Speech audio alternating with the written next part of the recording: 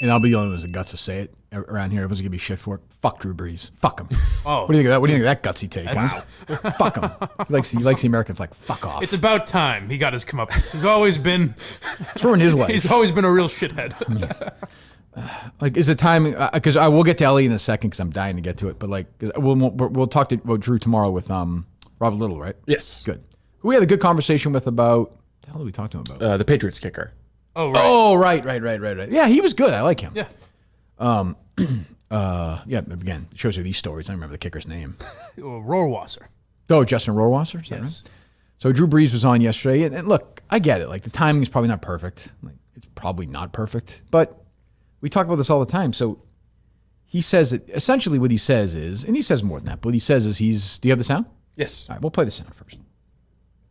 One is looking back now at Kaepernick's protests from a few years ago, and obviously they were always about police brutality, and now it's coming back to the fore, and a lot of people expect that we will see players kneeling again if and when the NFL season starts. I'm curious how you think the NFL will and should respond to that, and of course, you're such a leader in the league.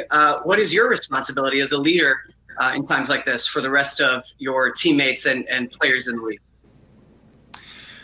Well, I will never agree with anybody disrespecting the flag of the United States of America or our country. Let me just tell you what I see or what I feel when the national anthem is played and when I look at the flag of the United States.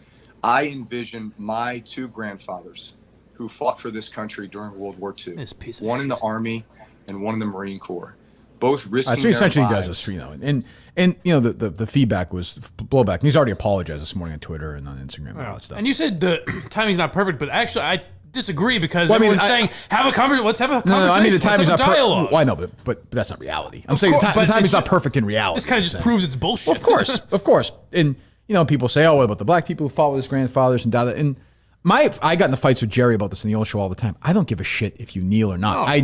I never once said I have a problem with Kaepernick kneeling. I don't probably give a shit wouldn't if do you it. don't want to kneel either. Yeah, I probably wouldn't do it, but I don't have the same experience he did. I don't have the same experience Drew Brees had. I don't have the same experience Devin McCourty or anybody. So for me to say that's stupid, I don't care. I don't care if you light the flag on fire. I really doesn't matter to me.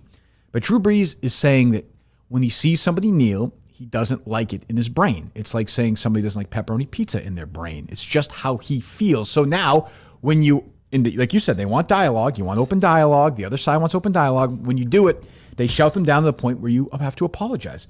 Drew Brees, I have to say, And now he'll kneel, probably. has raised. No, well, I don't know about that, but I will say I forget what the number was with this foundation for Katrina victims. I mean, we are talking in the tens and tens of millions of dollars.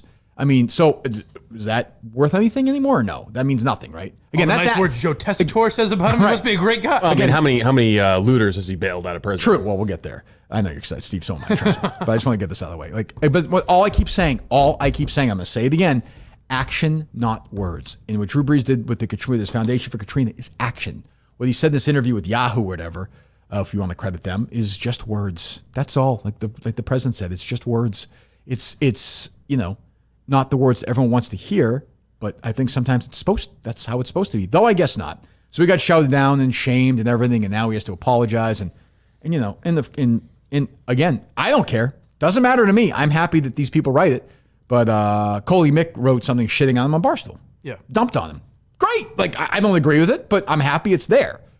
But again, I don't know. If somebody wrote something praising Drew Brees on Barstool, would it get posted? Probably not. Now, that's hypothetical, total hypothetical, but my guess is probably now, Drew Brees is probably in line with K. Marco. They're both Republicans, I know. But I mean, but probably not. Barstool is just snapped. They've lost their way. I mean, we'll get there. And, and people aren't going to like that. And I'm sure I'm going to piss people off. I'm sure I piss people off by tweeting out clips. But, what Dave said to me was, it's all fair game, right? He also said he agreed with your criticisms of some of the, I guess, activism that Barstool personalities are engaging in. And again, I'm calling this out because I disagree with it. This is what I do. It's part of my job.